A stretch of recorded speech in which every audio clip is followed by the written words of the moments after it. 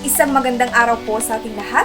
Ako po si Binibining Willie Narciso at ako ang iyong tagapagsalita para sa pagtitipon na ito. Ngayong araw tayo ay biniyayaan ng isang napakalaking karangalan sa pagdating ng isang espesyal na panauhin na hindi lamang magbibigay ng inspirasyon sa mga tao sa kanyang larangan, kundi pati na rin sa mga taong nakakasalamuhan niya. Ang ating espesyal na bisita ay kilala sa buong mundo dahil sa kanyang husay, dedikasyon at pang-uunawa sa kanyang larangan. Ang ating bisita ay nagmula sa Norso Mabinay Campus. Isa siyang luwaran at tagumpay at pagpupunyagi na naway magbigay ng inspirasyon sa ating lahat sa pagtataguyod ng ating mga pangarap. Walang katulad ang kanyang mga kontribusyon sa lipunan at sa industriya na kung saan siya ay nanggaling.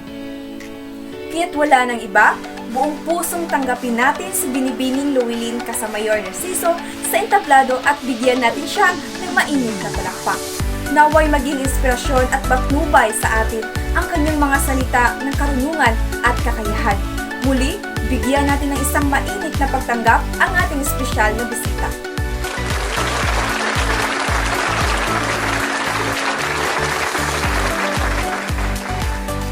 Mga minamahal na bisita, mga minamahal na mga manonood, magandang araw po sa inyo lahat.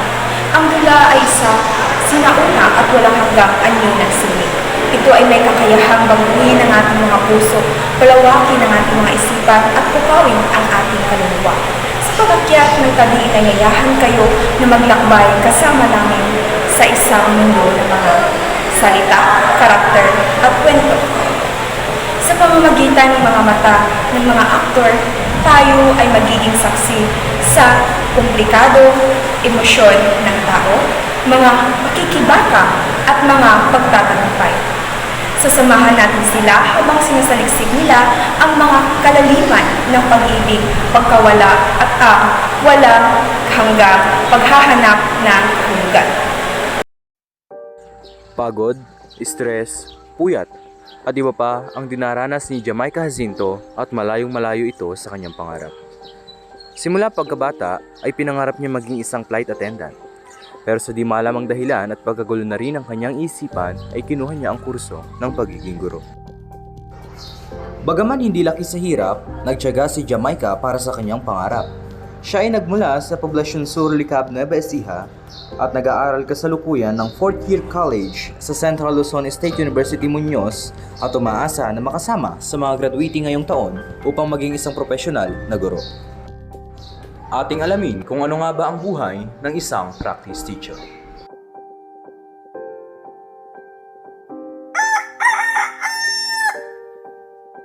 Alas 5:30 pa lamang ng umaga ay gumigising na siya upang maghanda sa maghapong pagtuturo. Halos inaabot rin ng 1 oras ang kanyang paggaya. 30 hanggang 40 minutong biyahe mula sa kanyang tahanan papunta sa paaralan.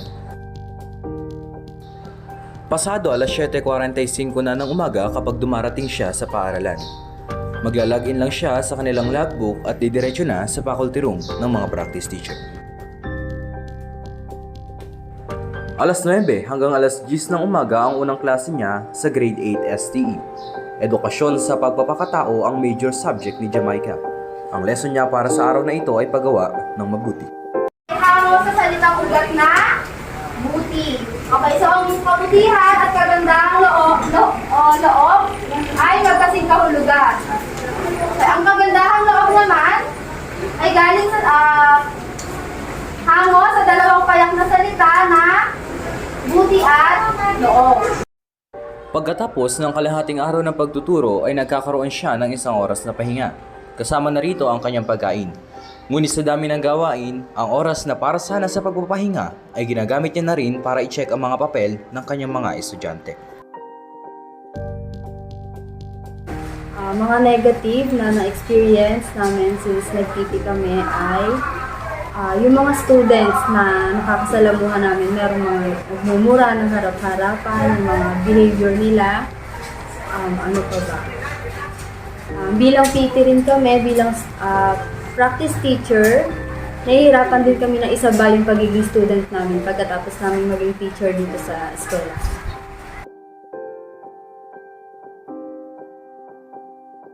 tapos yung mga natututunan namin, hindi lang kami nagtuturo sa mga estudyante, kundi meron din kami mga nakukuhang knowledge sa kanila.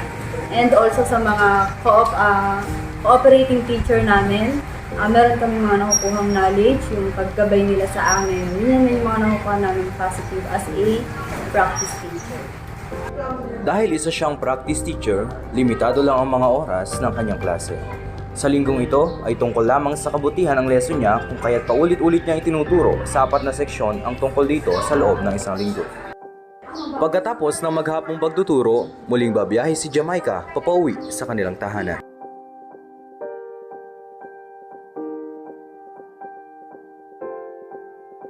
Bilang working student na merong small business, which is home-based, yung kinikita ko is sapat naman para matugunan yung mga pangangailangan ko sa bilang practice teacher and student at the same time. Pagsapit ng weekend ay ginugugol niya ang kanyang panahon para sa kanyang small business na pagiging last technician. Ang 2 araw na ito sana ay maaari na niyang gamitin upang magpahinga, ngunit sa kagustuhan na rin na makatulong sa kanyang magulang sa paraan ng pagtustos sa kanyang mga gastusin ay ginagamit niya ang 2 araw na ito para sa kanyang business. Hindi madali ang buhay ng isang practice teacher tulad ni Jamaica. Gaya ng sinabi niya, guro siya sa umaga, ngunit pag-uwi sa kanilang tahanan ay estudyante siyang muli na nagsusumikap na makagraduate at maging daan ito sa kanyang mga pangarap.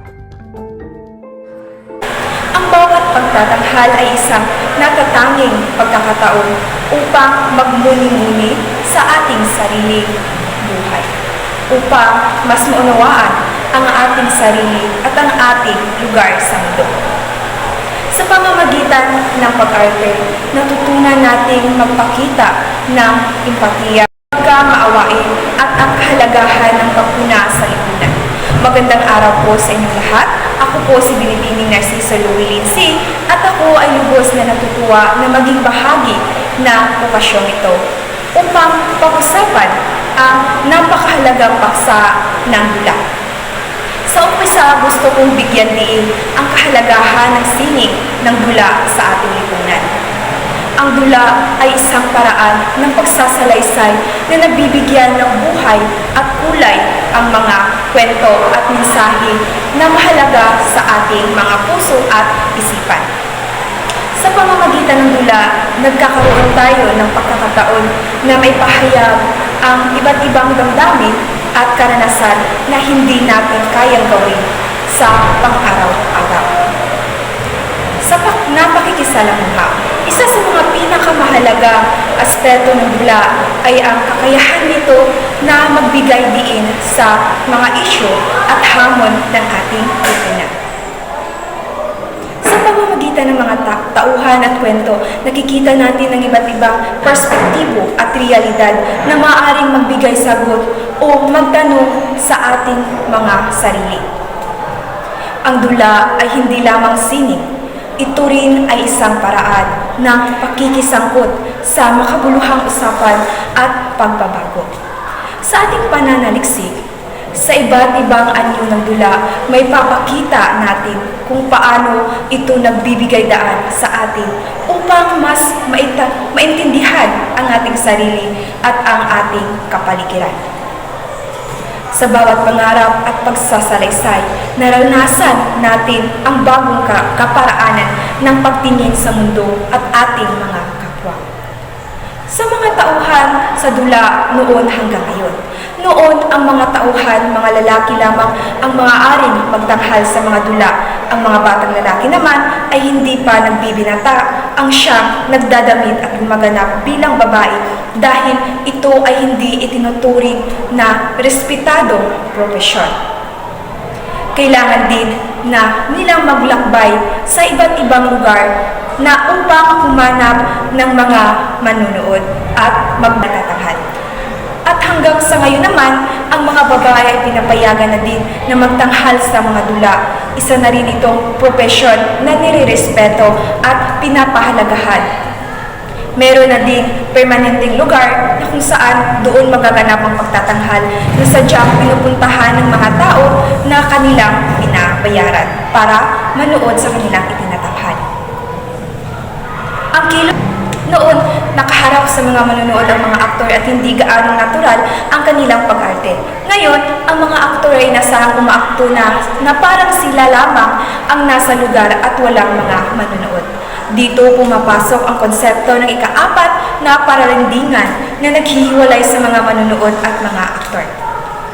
Sa pananalita naman noon, halatang kabisado at praktisado ng mga aktor ang kanilang mga linyang sasabihin o bibitawan sa isang dula. At ngayon naman, mas natural lamang ang kanilang pagsasalita na parang nasa bahay lamang sila at nakikipagkwentuhan. Hindi mahahalatang ang kanilang mga linya ay bahagi lamang ng kanilang script na pinag-aralan. Ang dula ay may malaking impluwensya sa ating lipunan sa maraming paraan. Narito ang ilan sa mga mahahalagang impluwensya ng dula sa ating lipunan. Una ay ang pagpapalaganap ng kultura at kasaysayan. Ang dula ay naglalaman ng mga elemento ng kultura at kasaysayan ng ating lipunan. Ito ay nagbibigay diin sa mga tradisyon, paniniwala at mga pangyayari na nagbubuo sa identidad ng isang bansa o komunidad. Pangalawa naman, ito ay ang pagpapahayag ng mga suliranin at hamon. Maraming dula ang naglalaman ng mga mensahe at hadikain na naglalayo magbigay inspirasyon, magturo at magdulot ng pagbabago sa mga lipunan. Ito ay isang paraan ng pagpapahayag ng mga suliranin at hamon sa ating mundo. Pangatlo naman, ito ay ang pagpapalalim ng empatiya at pangunawa. Ang pagtangkilik sa dula ay nagbibigay daan sa mga manunood na makaranas ng iba't ibang damdamin at emosyon. Ito ay nagpapalalim ng kanilang empatiya at panguunawa sa iba't ibang sitwasyon at karakter. Habang ang pang-apat naman, ito ay ang pagpapalakas ng komunikasyon at kaisipan.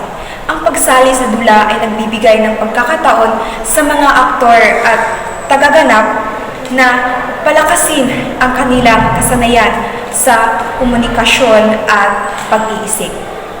Ito ay nagtutulak sa kanila na mag-isip ng malalim at magkaroon ng iba't ibang perspektibo sa buhay. Ang dula rin ay isang sining na kung saan mayroong malalim na kasaysayan at tradisyon sa iba't ibang kultura sa buong mundo. Sinasabing ang teatro kung saan ipinapalabas ang mga dula ay isang mahalagang bahagi ng kultura at sining na marami sa maraming bansa. Sa pagbuo ng dula, mahalaga rin na ang pag-unawa sa mga elemento ng dula tulad ng eksena, karakter, plot, tema at dialogo. Ang mga ito ay natutulak sa pag-unlad ng isang kwento at pagpapahayag ng mensahe ng dula. Ang kanilang ang kilalang mga manunulat ng dula tulad ni William Shakespeare, Anton Chekhov at Tennessee Williams ay nagbibigay ng malaking ambag sa larangan ng dula. Ang kanilang mga likha ay nagpapakita ng husay sa pagsusulat at pagbuo ng mga kwento na nagbibigay inspirasyon at nagbibigay diin sa mga mahahalagang isyu sa lipunan. At bukod pa dito, ang teatro at dula ay patuloy na nagbabago at nag-a-adapt ng mga panahon. Maraming modernong dula ang sumasalamin sa kasalukuyan, kalagayan ng lipunan at naglalaman ng mga contemporary issue upang makapagbigay ng boses sa mga bagong henerasyon ng manunood. Sinasabing ang dula ay isang sining na patuloy na nagbibigay buhay sa kultura at sining sa mga tao. Ito rin ay isang paraan ng pagpapahayag ng damdamin, ideya at mensahe na nagbibigay diin sa mga kahalagahan ng sining at kultura sa lipunan. Ang dula ay isang anyo rin ng sining na mayroong malalim na kasaysayan at impluensya sa lipunan. Isinasaad ng dula ang mga kwento, ang mga damdamin, mga tauhan sa pamamagitan ng mga dialogo at aksyon.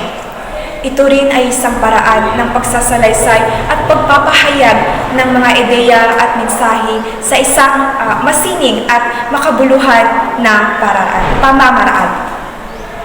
Sa pagbuo ng dula, mahalaga ang pag-unawa sa mga elemento ng dula tulad ng eksena, karakter, plot, tema at dialogo. Ang pagkakaroon ng maayos na estruktura at pagkakasunod-sunod ng mga pangyayari ay mahalaga upang maging epektibo ang mga pagpapahayag ng kwento. Ang dula ay nagbibigay rin ng pagkakataon sa mga manunood na kung saan makaranas sila ng iba't ibang emosyon at magkaroon ng bagong pananaw sa mga isyu at pangyayari sa ating lipunan.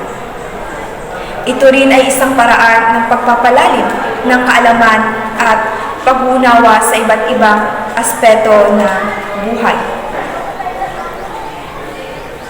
Sa makatuwid, ang dula ay isang mahalagang anyo ng sining na kung saan ito nagbibigay buhay sa mga kwento at nagbibigay ng inspirasyon sa mga manunood at mga tao. Ito ay isang paraan ng pagpapahayag ng kultura, tradisyon at mga kwento ng tao sa pamamagitan lamang ng mga sining na teatro. Ang dula ay isang mahalagang bahagi ng ating lipunan na kung saan ito'y nagbibigay buhay sa mga kwento, mga emosyon at karanasan ng mga tao. Ito rin ay isang plataforma na kung saan ito ay para ginagamit sa pagpapahayag ng mga ideya, pagbabahagi ng mga kultura at pagtuklas sa mga isyu at hamon na nangyayari sa ating mundo. Ang dula ay mayroong maraming kahalagahan sa lipunan at kultura. Una na ay ang isang paraan sa pagsasalaysay at pagpapahayag ng mga kwento, ideya at mensahe sa pamamagitan ng pagganap ng mga tauhan. Ito ay nagbibigay daan sa mga pagpapalaganap ng kultura at tradisyon sa isang bansa o di kaya sa isang komunidad. Pangalawa naman, ang dula ay nagbibigay pagkakataon sa mga manunood na makaranas ng iba't ibang emosyon at pag-uunawa sa mga isyu at mga pangyayari na nagaganap sa ating lipunan. Ito rin ay nagbibigay ng inspirasyon, aliw at pagpapalalim ng kaalaman sa mga manunood. Panghuli ay ang pag-aaral at pagtatanghal ng mga dula. Ito ay nagbibigay ng maraming oportunidad sa mga aktor, mga manunulat, direktor at iba pang mga tauhan sa likod ng entablado na siya upang may pahayag ang kanilang masining na talento. Ang dula rin ay nagbibigay ng pagkakataon sa kanila na maibahagi o magbahagi ng kanilang kaisipan at damdamin sa pamamagitan ng sining sa isang teatro. Mga iba pang kaalaman tungkol sa dula. Ang dula ay isang sining na may malalim na kasaysayan at tradisyon. Ito rin ay may iba't ibang uri ng dula tulad lamang ng drama, komedya, trahedya, drama, at iba pa. Ang bawat uri ng dula ay may sariling estilo at layunin sa pagpapahayag ng kwento at mensahe sa isang dula. Ang pagtatanghal ng dula ay nangangailangan ng iba't ibang elemento tulad ng entablado, linaw, tunog, kasuotan, at props upang maging mas epektibo ang pagpapahayag ng kwento. Ang aktor naman ay nagtatrabaho ng sama-sama upang may pakita ng maayos ang kanilang mga karakter at magbigay buhay sa mga kwento sa isang dula. Bukod pa dito, ang dula ay isang paraan ng pagsusuri at pagtatalakay sa mga isyu at hamon na kinakaharap o di kaya nangyayari sa ating lipunan.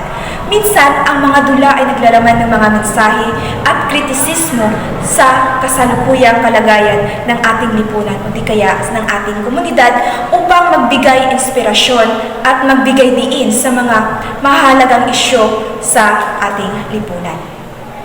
Sa kabuuan, ang dula ay isang mahalagang bahagi ng kultura at sining na magbibigay aliw, inspirasyon at pag-uunawa sa mga manunood. Naway ang ating pagtatalakay ngayon ay magdulot ng inspirasyon at pag-asa sa bawat isa. Hangad ko na sa pamamagitan ng dula, patuloy tayong makipag-ugnayan, magtulungan at magbigay diin sa mga kahalagahan ng sining at kultura sa ating lipunan. Maraming salamat po sa inyong pakikinig at pagkakataon na maging bahagi sa araw na ito. Ang dula ay hindi lamang samantala, ngunit ito ay isang pagsasama-sama ng ating mga kwento, damdamin at buhay na nagiging buhay sa bawat pagtatanghal. Daan natin ang mga aral na natutunan natin sa araw na ito. Dalhin natin ang mga inspirasyon na ito sa ating mga puso at hayaan natin itong gabayan tayo ng ating sariling pagganap sa buhay. Sa pagitan ng mga sariling mga yugto, naway tayo ay patuloy na lumaki, umunlad at gampanan ang ating mga tungkulin ng may tapang at pagkahabag. Maraming salamat sa inyong pakikinig. Lahat tayo ay may pag-asa para sa hinaharap. Isang paniniwala sa ating sariling kapangyarihan at isang pangako na magpatuloy sa paglalakbay ng paglaki at pagbabago sa ating buhay. Mabuhay ang sining at dula. Mabuhay ang sining ng dula. Maraming salamat po sa inyong pakikinig. Maraming salamat po, Binibining Llewellyn kasama Mayor Narciso, at sa ating mga tagapakinig naway marami po kayong natutunan at nakuhang leksyon na nagmula kay Binibining Llewellyn kasama Mayor Narciso. Ako. Sabi na't wag ako eh. Gusto mo bang masaktan, ha? Bigay mo yung sabi! Ano ba? Lahat na lang kinuha nyo! Nung nawala siya, nawala na sa akin lahat. Pangarap ko, buhay ko, kaligayahan ko. Kaya pati ba naman to, ha? Kukurin nyo pa? Papatayin kita! Tagal na akong patay nung iniwan niya ako. Kaya kung papatayin mo ko, para ka na lang din pumatay ng patay na. Ano? Baboy? Double dead? Alam mo kung paano pumatay? Ramdam mo sa kanya na mahal mo siya. Tapos, bigla mong iwan. Ganun pumatay, gago!